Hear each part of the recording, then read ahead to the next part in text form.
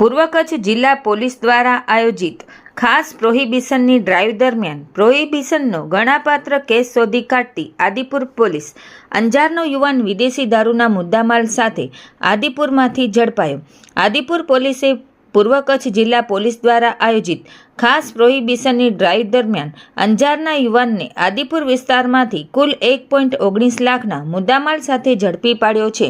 Adipur police દ્વારા મળતી માહિતી મુજબ આદિપુર પીએસઆઈ બીજી ડાંગર અને પોલીસ સ્ટાફના માણસોએ પેટ્રોલિંગ દરમિયાન આદિપુરના વોર્ડ 6A મકાન નંબર 69માંથી આરોપી જીતેન્દ્ર પરસોત્તમભાઈ ભાટિયાને વિદેશી દારૂના મુદ્દામાલ સાથે ઝડપી કાયદેસરની કાર્યવાહી કરી છે।